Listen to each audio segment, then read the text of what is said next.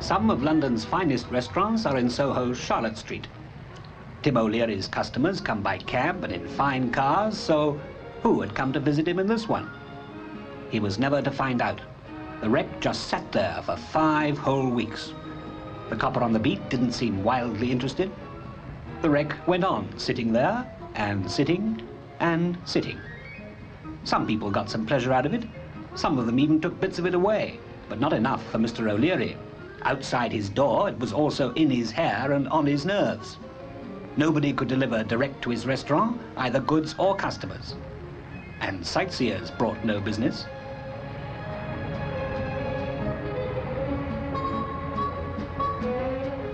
The dustmen weren't best pleased either at having to hump Mr. O'Leary's mini bins that much further. And so the weeks went by. A little story, hardly worth the telling if Mr. O'Leary's spot of bother was unique, but it isn't. All over the country, hundreds of derelict cars are being dumped by the roadside every week, and it's going to get worse. By 1970, there may be 700,000 cars a year being junked. What's being done?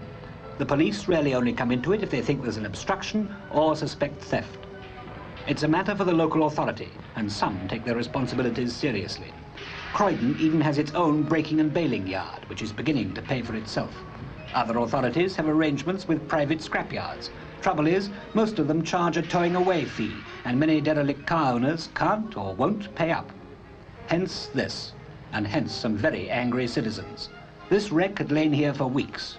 Within 24 hours of the slogans appearing, it was taken away and another with it. Coincidence, of course.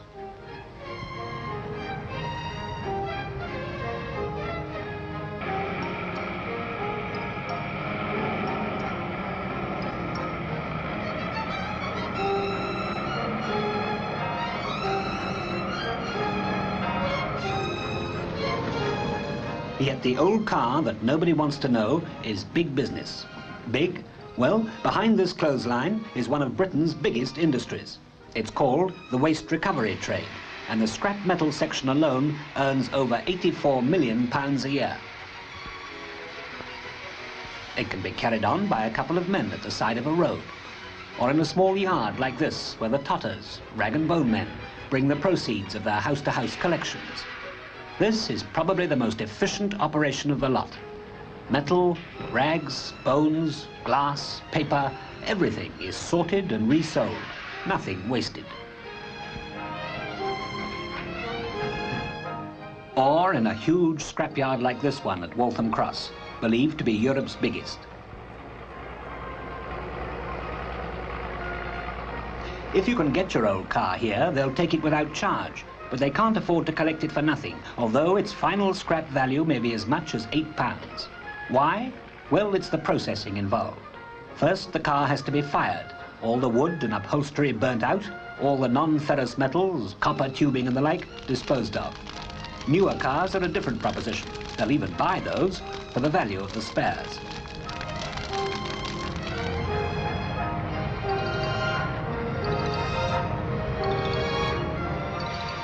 Then the wreck has to be cut into manageable sections, more labor costs.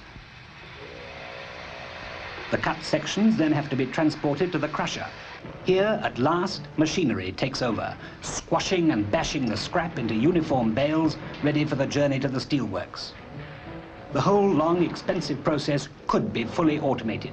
They do it in the States, they do it in Japan, but the capital costs are enormous, and few in Britain have been willing or able to meet them. But there are signs of change, and here is one of them. It's the world's largest car crusher, designed in America, but built in Britain, now being demonstrated for the first time. It'll travel the country, call at the dumping grounds, and crush up to 1,000 cars a week, sometimes 2 at a time.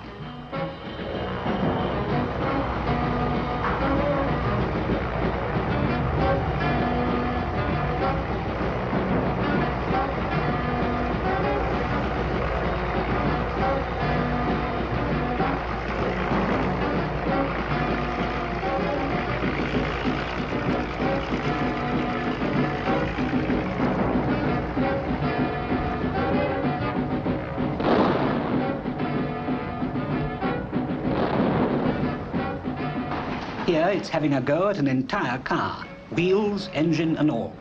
But it won't normally do this. In any case, the resulting mixture would be almost useless for scrap. The derelicts will still have to be burnt and stripped, so much of the problem will remain unsolved. Fully automated car disposal is still in the future, in Britain anyway.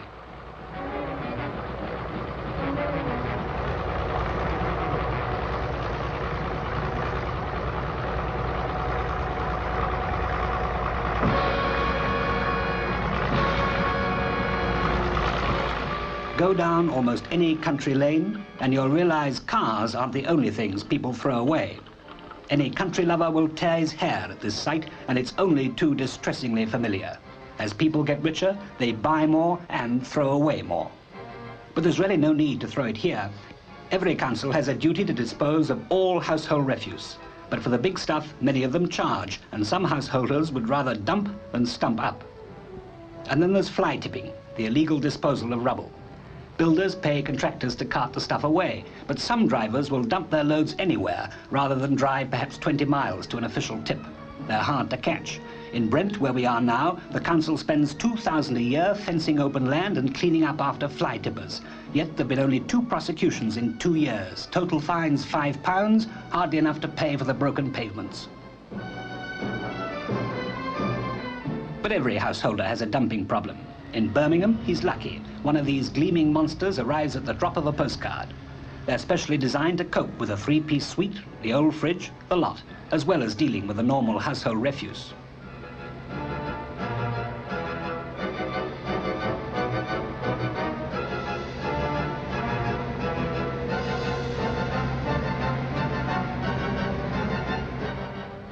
Yes, they'll take the old clock as well, and they won't charge a penny piece for any of it. Of course, you pay for it on the rates, but that doesn't seem quite the same. And no one is tempted to throw their junk into someone else's garden to avoid paying a charge. At the depot, the big pieces go into the incinerator. Let's hope Granny hasn't sewn her savings into the old armchair. But should it all be burnt? Couldn't part at least be salvaged? The metal, this time the old fridge, follows the familiar process and may in time become part of a new fridge. It'll also be part of the 100,000 a year Birmingham earns from selling its salvage.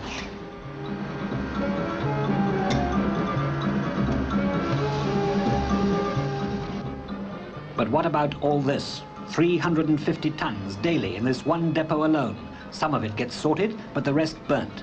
Britain only salvages a quarter of her waste paper, yet that's the annual equivalent of a forest the size of Holland. There's nothing that can't be salvaged and used again.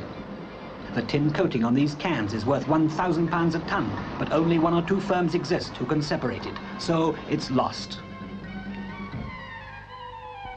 The problem is double-edged.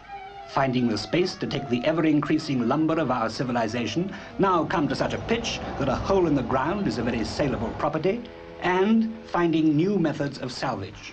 The scrapyards, the totters, the gypsies do the best they can, but it's not enough.